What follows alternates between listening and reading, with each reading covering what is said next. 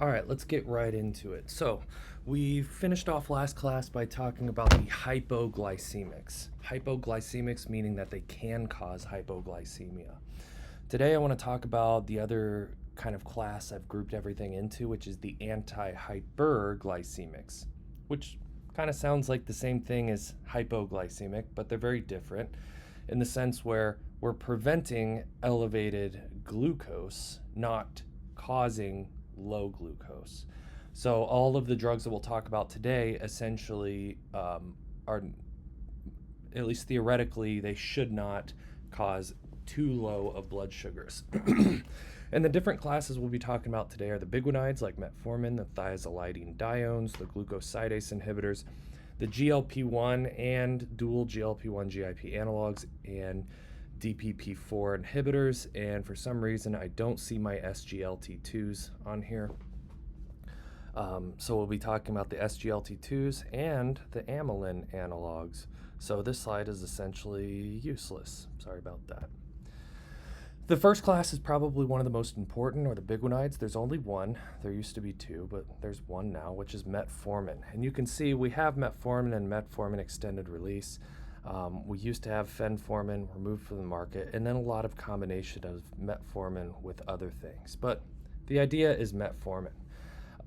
And this drug works by essentially inhibiting liver production, that de novo synthesis of glucose that we saw before when the liver thinks that the blood sugar is low, but it really isn't.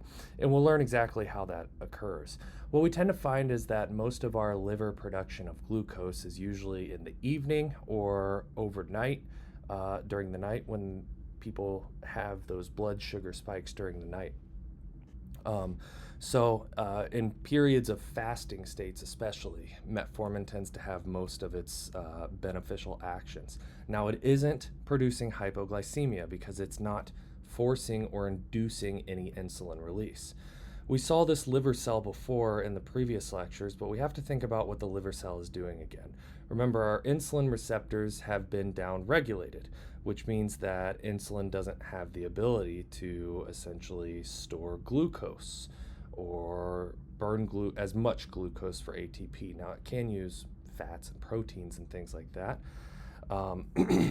but we won't be able to intake those proteins anymore or inhibit the production of glucose, fatty acid breakdown, or protein breakdown, because we saw that that was an important inhibitor of the production of glucose, de novo synthesis of glucose by the liver. But in order to kind of understand how metformin works, we need to take this at least a step further to understand how the liver usually inhibits gluconeogenesis, or that de novo synthesis. What is our powerhouse of the cell? It's the mitochondria. And remember that we need glucose to undergo glycolysis, along with the electron transport chain and oxidative phosphorylation to produce ATP. Well, in cases of downregulated insulin receptors, the liver is unable to adequately sense that blood sugar anymore because it doesn't have those insulin receptors. In its view, the liver is sensing that the blood sugar is essentially zero in this case because there isn't any insulin receptors to help produce the byproducts and storage, things like that. So it decides to ramp up the synthesis of glucose and start breaking down fats and proteins. And this will allow the liver to produce glucose that it can send out or package up and send out into the body.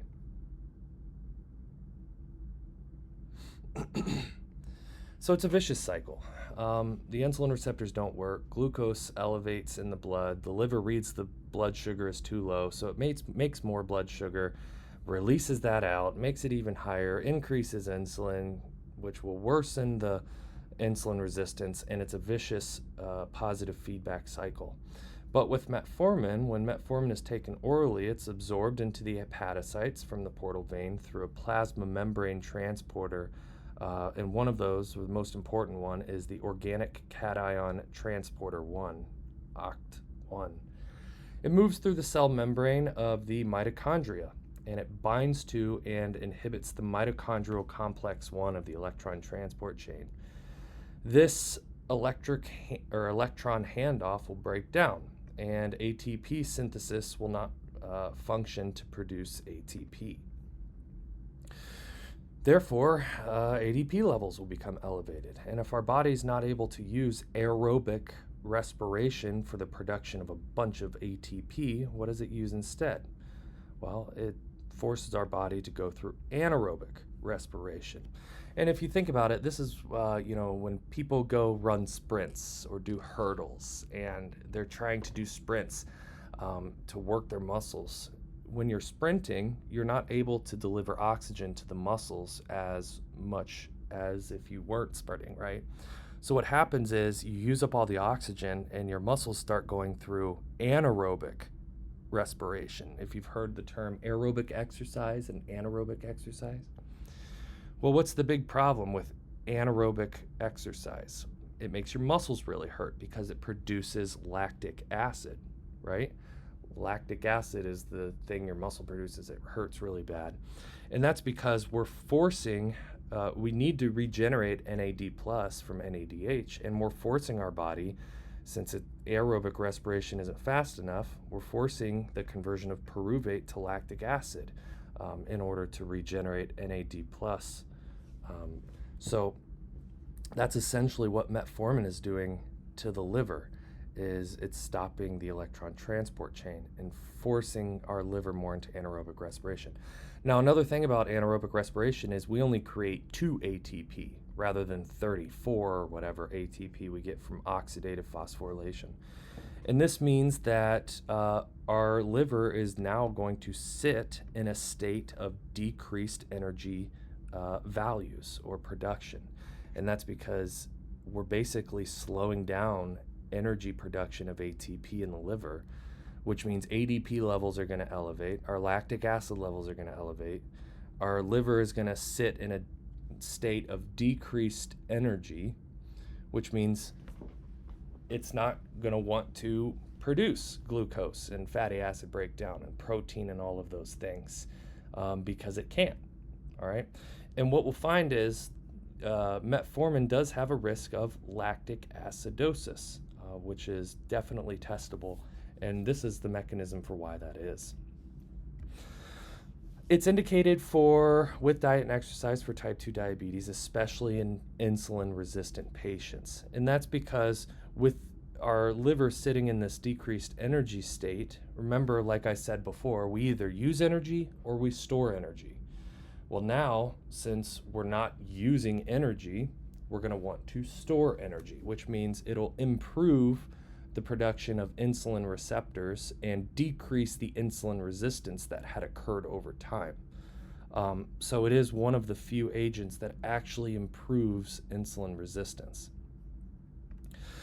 Absorption, it's water soluble and has a pretty good oral bioavailability, but the side effects are important because there is some cross-reactivity in energy states in cells like in our GI tract. And our GI tract cells need a lot of energy because they're constantly turning over. So by inhibiting their mitochondria and things, there can be some transient nausea, vomiting, diarrhea in 1/3 of patients, and most people discontinue it for this reason. But there can be some weight loss with it. Another thing that's important, though, is because we're decreasing energy states in our GI tract as well, we might impair the absorption of vitamin B12 and folic acid. And what we'll find is vitamin B12 requires intrinsic factor in order to be absorbed. And so if we decrease the production of intrinsic factor by our parietal cells, then it can lead to things like pernicious anemia. It is eliminated mostly by the kidney, which means what? Which means that the patient has to have good kidney function in order for this to work. In patients with worsened kidney function, we have to decrease the dose or stop metformin because it can lead to increased adverse risks, one of those being that lactic acidosis. Lactic acidosis really isn't that terrible with metformin. You don't have to worry about it too much. It was more seen with fenformin in previous times, but it's still absolutely testable, and you have to know about the lactic acidosis and decreasing the dose over time. So you need to check renal function periodically. If patients have a GFR between 45 and 59, you have to consider decreasing. If they're at stage 3B or 3D, we're getting right up to that, you should at least decrease the usual dose or not start it if they're not already on it. And if they're less than 30, you have to consider stopping it altogether. So as our kidneys do, they decrease in function over time naturally, so be careful in elderly patients. And because CT contrast can be slightly nephrotoxic, usually you always withhold metformin prior to any sort of CT scan. So you absolutely have to know that as well as sometimes before surgical procedures, and if somebody has an acute exacerbation of heart failure, because although metformin is, we're targeting the liver and muscle and adipose, it can have some cross-reactivity with other cells of our body, like our heart or our liver or whatever, which can force, decrease our energy states and force us into kind of a hypoxic state because we're decreasing oxidative respiration, which promotes that lactic acidosis. The next class of drugs are my least favorite class of drugs of all time. And I don't know why people use them, but they do. The thiazolidinediones. Now, there's only one left. All the rest of them have been taken off the market, and that's pioglitazone, which can be added in other things. And what we find is that these drugs, these glitazones, tend to have a sulfa component, a sulfa ring on them. And this gives it a very interesting mechanism of action. Drugs like pioglitazone or rosiglitazone, they improve insulin sensitivity by activating what's called the peroxisome proliferator activated receptor gamma, which is a nuclear transcription factor primarily expressed in adipose tissue, but it has some effects in muscle and maybe some in the liver. One thing to recognize is that the receptor for this drug is located in the nucleus, similar to vitamin D, similar to glucocorticoids, similar to vitamin A. And actually, this drug forms a heterodimer, or the PPAR receptor gamma forms a heterodimer with the RXR, which is that retinoic acid receptor that we saw with vitamin A in dermatology, but neither here nor there. Either way, what it does is when activated, PPAR gamma alters gene transcription in a way that shifts fat storage into adipocytes, increases adiponectin levels, and reduces circulating free fatty acids. And this can decrease the lipotoxicity and chronic inflammation, which are those two of the major drivers of insulin resistance. And as a result, insulin signaling can become more effective in mainly peripheral tissues, allowing for that glucose uptake to improve in adipocytes and muscle, and maybe a little bit of some of that inappropriate hepatic glucose production that we saw in the liver. But TZDs, or thiazolidinediones, do not increase insulin secretion. Instead, they're just making the body's existing insulin work better, which is why their onset of action is actually relatively slow. It takes a couple of weeks, and their benefit is the greatest in patients with significant insulin resistance. What I don't like about these drugs is they can cause weight gain. Okay, more weight gain than we actually see with insulin or sulfonylureas. So you're going to worsen the underlying cause over time. And it can promote edema in patients, exacerbated by insulin-related fluid retention. It undergoes extensive metabolism in the liver, so you have to be careful in patients with liver disease. And it can cause liver toxicity, which is why troglitazone was removed from the market in 2000. Risk of fractures can be increased, although the mechanism by which that occurs is relatively unknown. And also, it can exacerbate heart failure. Now, what we find is in patients with heart failure, edema and fluid retention can cause exacerbations, which is likely where this is coming from when we use the thiazolidinediones. Rosiglitazone was actually taken off the market because of cardiac toxicity. So we actually don't need to necessarily know that anymore.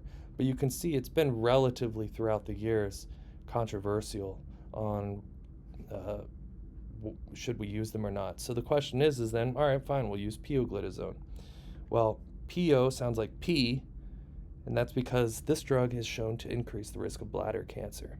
And you can see it is relatively controversial as well. In 2014, a patient who developed bladder cancer got $1.5 million. So as far as using these drugs at all, they're relatively weak. The risks in my case far outweigh the benefits that a patient would get from this. So I very much dislike the thiazolidinediones.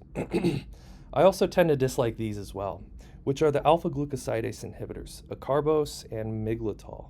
Now, these drugs are pretty simple to understand. All they're doing is, acarbose is a polymer of miglitol.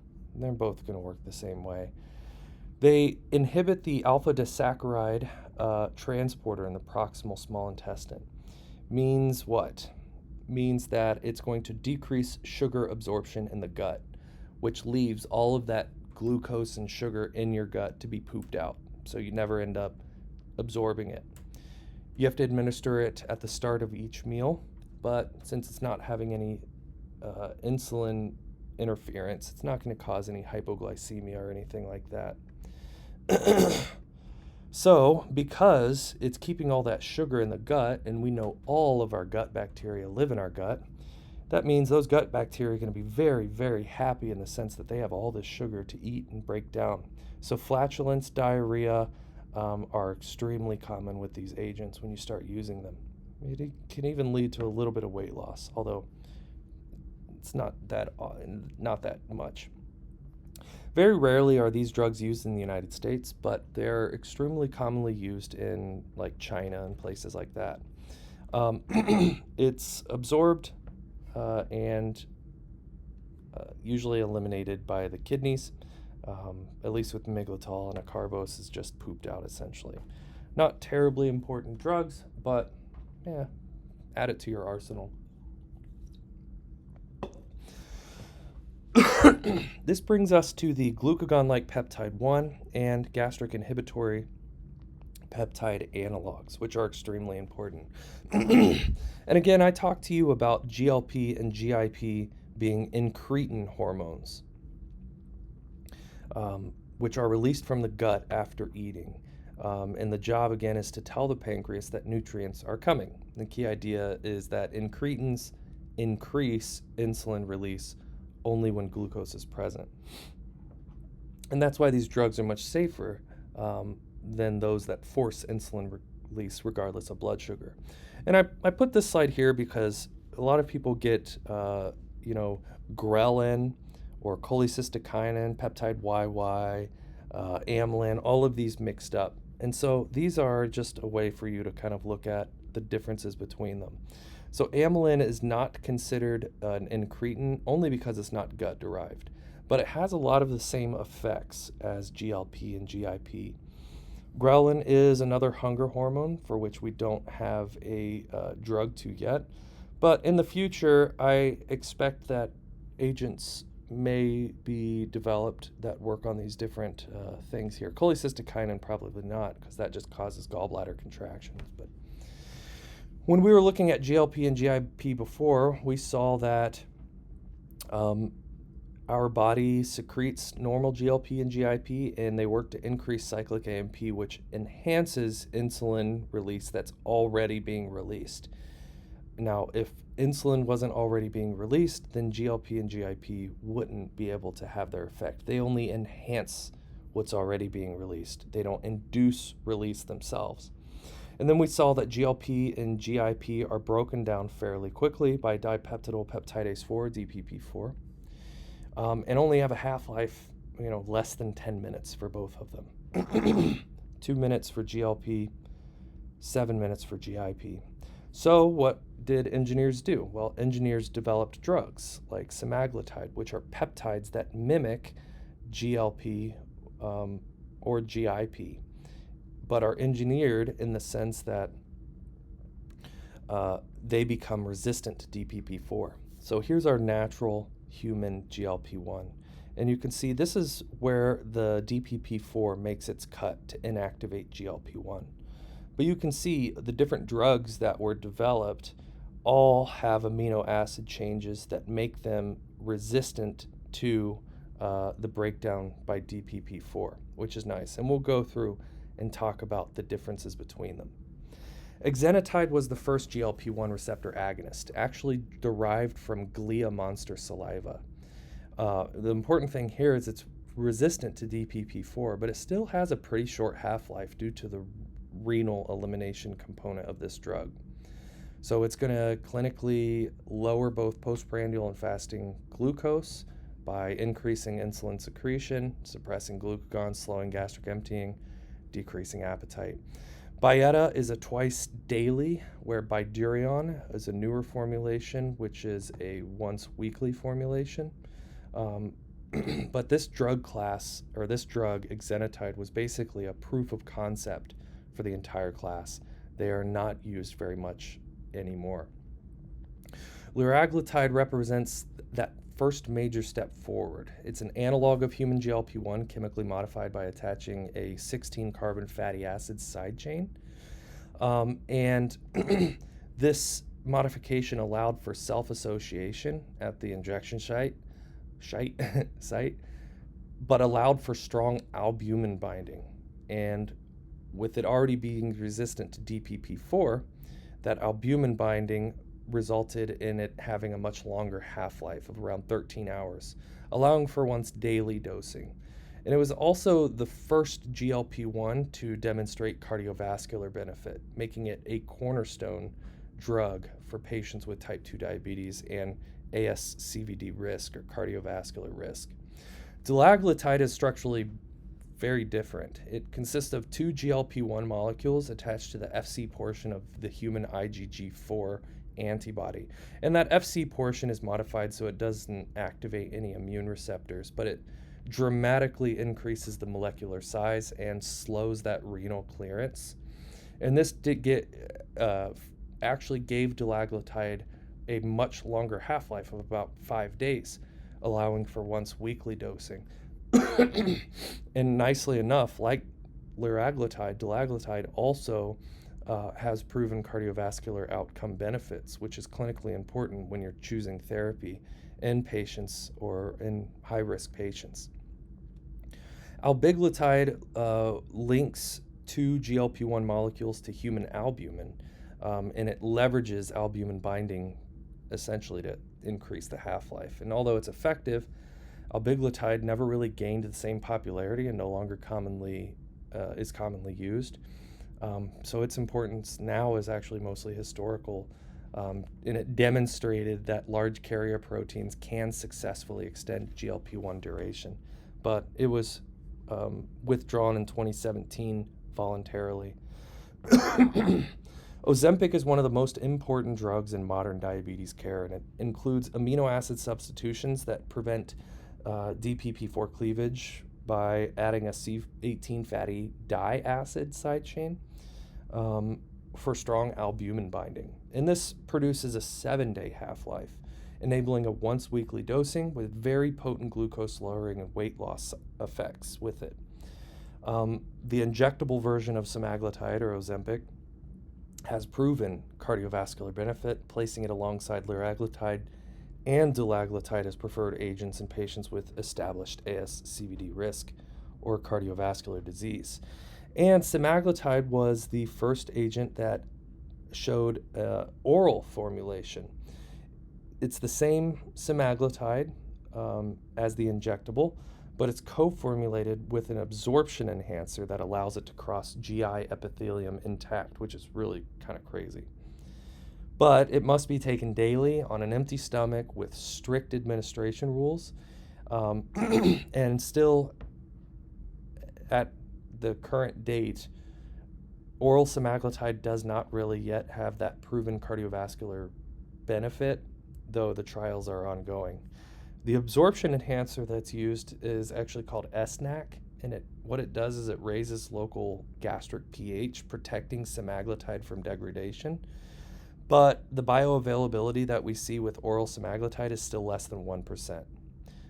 So high doses have to be given, and most of it is wasted anyway. But it is the first peptide hormone to ever be successfully delivered orally. Tirzepatide is another huge step forward. It's not just a GLP-1 agonist, it's a dual GLP-1 and GIP receptor agonist.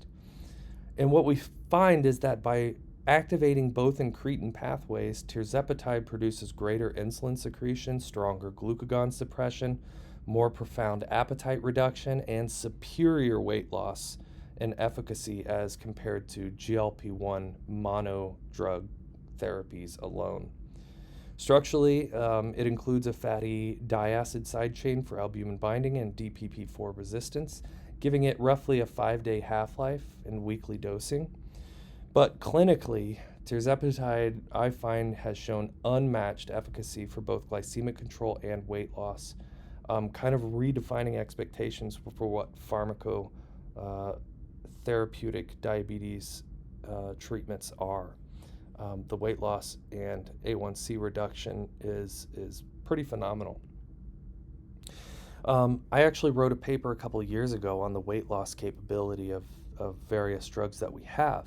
And you can see that, phentermine topiramate is a common agent, but like for liraglutide, which is also approved for weight loss, we usually saw around a 4.81% mean body weight index or a decrease over 52 weeks, as compared to semaglutide, which is 10 to 13% over 52 weeks. But tirzepatide was giving us numbers that are close to the bottom level of bariatric surgery, up to 21% mean body percent weight loss over a year. So what are these drugs doing? They're not only improving insulin release, but they are causing weight loss, decreased appetite, which is treating the root cause of diabetes, which is nutrient abundance, right? This is why I love GLP-1s so much, because they're not only treating the diabetes, but they're treating the underlying causes. So that's why we tend to find that the GLP-1 drugs are changing diabetes management. They're proven to be cardiovascular protective and reduce cardiovascular events. They are approved, whether it's Wegovy or Zepbound. Wegovy is semaglutide. Zepbound is tirzepatide. For weight loss and obstructive sleep apnea. And they can be used in combination with other agents. And even Up to Date now says, well, we recommend using GLP-1 receptor agonists over insulin anymore. So you can see insulin is always effective and preferred in insulin-deficient catabolic diabetes, but while basal insulin has historically been the preferred medication to add to metformin when A1C is markedly elevated, GLP-1 receptor agonists are now very reasonable when type 1 diabetes is not likely. So patients with established cardiovascular risk, you want to start GLP-1 drugs as a preferred agent to get your control rather than jumping to insulin. This is why I recommend getting patients off insulin. What are side effects? So because we're slowing down gastric emptying, a side effect can be nausea, vomiting, diarrhea, things like that. One thing I want you to learn about diabetes is that we learned that glycation of proteins can affect areas all over the body and damage organs, especially neurons, right? And our autonomic nervous system, our sympathetic and parasympathetic nervous system, run a lot of our automatic bodily processes, like breathing, like gastric motility, like whatever. Well, if those nerves become damaged, let's say the nerves that promote gastric movement forward and peristalsis get damaged, well, then patients can end up with a condition known as gastroparesis, where food tends to sit in their stomach for days, and it can cause a lot of nausea and vomiting. And so if somebody already has gastroparesis, and now you're adding another agent that's going to slow gastric emptying on top of it, then we don't recommend it for those cases. In addition, I've had patients where it reduces their appetite so much that they just forget to drink water. So there's been a lot of cases of dehydration, which is likely due to the decreased appetite. Another thing that's important is to counsel every single patient on thyroid C-cell tumor risk. Okay, this is medullary thyroid cancer, but this was only seen in rats, not human beings, and we are different. However, if a patient still has a personal or family history of medullary thyroid cancer or multiple endocrine neoplasia type 2, they are absolutely contraindicated from starting this medication. In addition, because again, we're slowing down gut transport and slowing down all gut processes, it's going to slow down the pancreas too, as well as the gallbladder. So it can cause, if you slow down gallbladder squeezing, then bile can sit in the gallbladder for extended periods of time, and it can lead to gallbladder sludge, gallstones. Same thing with the pancreas. It's producing gastric juices like lipase and things. And if those sit there for any extended period of time because they're being produced but they're just not moving forward out of the pancreas, then it can lead to pancreatitis kinds of things. So if a patient has a history of or ever develops it, then they should not be using GLP-1 drugs. This leads us to our next class, which is the DPP-4 inhibitors, the gliptins. Sitagliptin, saxagliptin, linagliptin, allagliptin. I mean, the most common one, or really the only one that anybody uses, is the sitagliptin form. Most people don't really use the other ones, but they're there in your arsenal if you need to use them. Because a question is asked, well, if DPP-4 breaks down GLP-1 in our body, our natural GLP-1s and GIPs, couldn't we just use an agent that blocks DPP-4, which leaves GLP-1 and GIP around even longer? And the answer is yes. And the nice thing, there's a couple of nice and not nice things with DPP-4 inhibitors, is that sitagliptin is an oral medication. But we find that there is no proven cardiovascular benefit, and the meds are generally weaker than GLP-1 analogs. Because think about the mechanism here.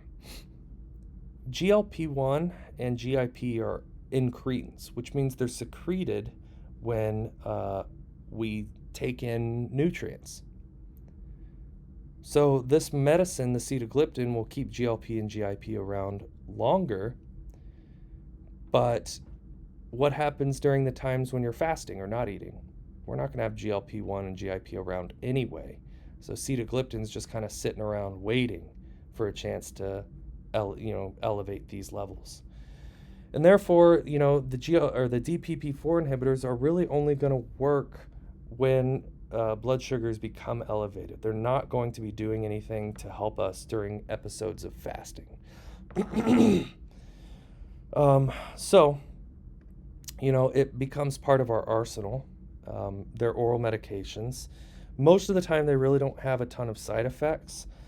They're eliminated by the kidneys, so you have to be very careful in patients with chronic kidney disease, especially the more severe they come.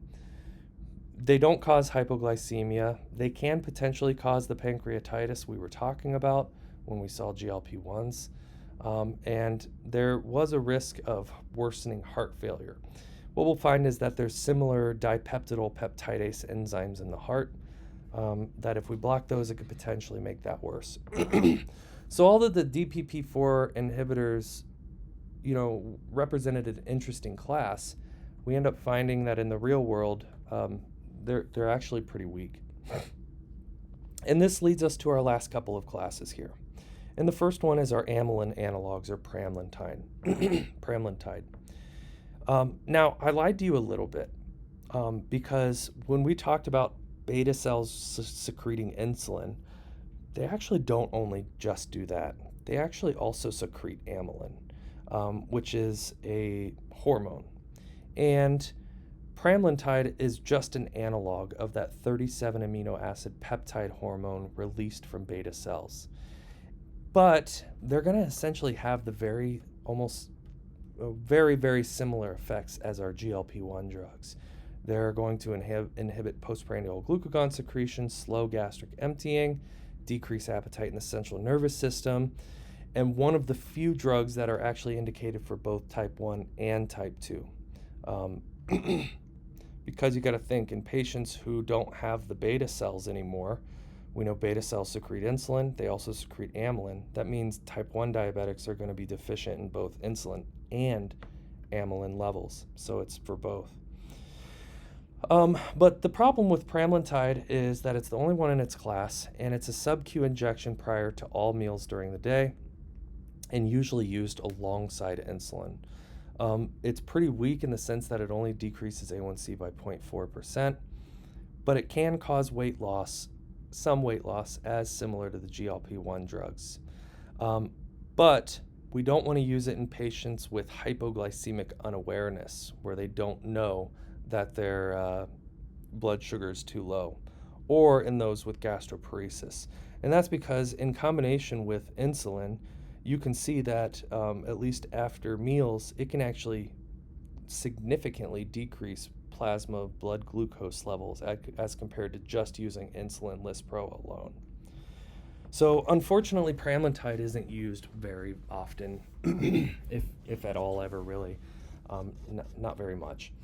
But it is one of those in your arsenal. However, the SGLT2 drugs are extremely commonly used drugs, although they're pretty weak to use for blood glucose lowering. Their extra effects that they have make them substantial contributors to not only diabetes but heart failure therapy. And these are canagliflozin, dapagliflozin, empagliflozin, ertugliflozin, and bexagliflozin. Now, the first three are the most commonly used ones that I use all the time: Invokana, Farxiga, and Jardiance. And SGLT2 should ring a bell. These are the gliflozins. And I want you to remember the word flow, okay? Because the SGLT2 co-transporter was here in the proximal convoluted tubule. We saw that it worked to pump glucose from the urine back into the bloodstream. But we learned that in patients with hyperglycemia, too much sugar spills into the urine, leading to diuresis. Although the SGLT2 is still pumping sugar back in, it causes this cycle of it pumps it back in, gets filtered, pumps it back in, gets filtered. And all the while, these blood sugar molecules, or urine sugar now, can glycate proteins and things and damage stuff over time.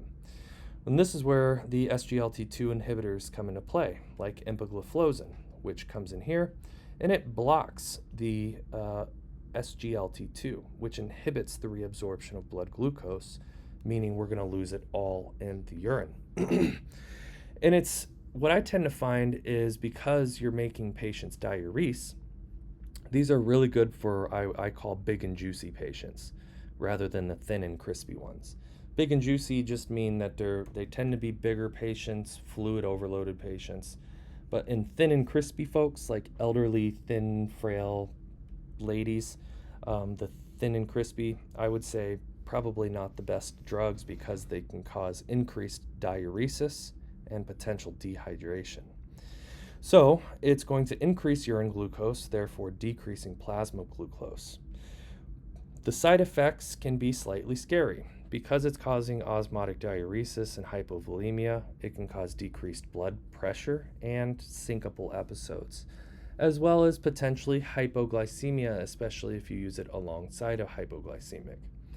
Because we're diuresing, we tend to lose a lot of calcium as well, which can increase the risk of osteoporosis. Again, another reason why I don't like using it in the thin and crispy folks. Because also we're keeping all of that sugar in the urine, what do bacteria and fungus like? They love sugar. So their undercarriage, essentially, is going to be more sugary, which can increase the risk of genital mycotic and yeast infections, as well as urinary tract infections. And also, with that diuresis, we're going to be losing a lot of bicarb. So it can increase the risk of acidosis, as well as the decreased sugar can increase the risk of ketosis, leading to an increased risk of diabetic ketoacidosis. What we tend to find is that although it is contraindicated in severe impairment, we'll see in a couple slides that it actually is renal protective.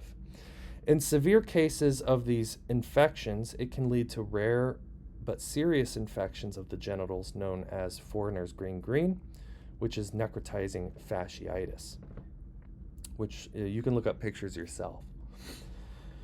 When choosing one of the SGLT2s, usually start with empagliflozin or dapagliflozin, and that's because there is a potential increased risk of amputations with canagliflozin. They're actually taking that amputation thing out, I think, within the next couple of years. You can get a little bit of weight loss with these drugs, but that just tends to be from fluid loss. But the biggest reason why these drugs are used is because they become cardiorenal protective. In patients with chronic kidney disease or heart failure patients, they don't even have to have diabetes to use these drugs. They are established to decrease the risk of cardiovascular events and renal comorbidities. So they reduce heart failure hospitalizations, they reduce albuminuric chronic kidney disease or albuminuria. So they're very useful in those patients. And they decrease blood pressure and things like that. And so those are all the drugs. But now I just kind of want to give you a simple case of, let's say, a patient, 45-year-old with an A1C of 8.5%. His BMI is morbidly obese. He has an ASCVD risk of 20%. And let's defer other treatment things like eye exam, statins, and whatever we haven't learned yet. And let's just worry about blood sugar control right now. So what should we start the patient on? So the old way of thinking, right, is use insulin in patients that are relatively uncontrolled. But that's not the thing I want you to think of. And I just said, let's just worry about blood sugar control. That's already wrong because, yes, we should worry about blood sugar control, but we really should be focusing more on the underlying causes. Every single patient with diabetes type 2 should be trialed on or started on or at some point be on metformin. So we're going to counsel the patient on lifestyle changes in metformin. Every patient gets metformin, which you can see its A1C percentage reduction ability is between 1 and 2%. It's relatively weight neutral, but we know that the GI side effects are the GI side effects. We could use things like insulin, which can decrease A1C relatively by a relatively high ceiling, or we could use our sulfonylureas or the megalinotides. And you can see sulfonylureas have a generally high A1C reduction capability as well. But we found that these drugs tend to cause weight gain and can worsen that underlying cause, as well as cause hypoglycemia. So these would be good agents, I would say, to bridge somebody to better therapies. The thiazolidine diones, we'll just put a big X through that because although it can reduce A1C, its side effects tend to be worse, I would say, than its benefits. And so that insulin, that sulfonylureas, and those glinides, I would say would be a perfect opportunity to bridge somebody to one of the better agents, like our GLP-1 drugs. And although you see here, the GLP-1 drugs have by themselves an ability to decrease A1C by 0.5 to 1.5%, they're going to cause weight loss, and they're going to be cardiovascular protective. And so add that 1.5% to weight loss, which is the same thing as saying lifestyle changes. I've had patients with GLP-1 drugs reduce their A1C from 14% to 8%, just with the GLP-1 drug alone, because it's you have to calculate in the weight loss component of it as well.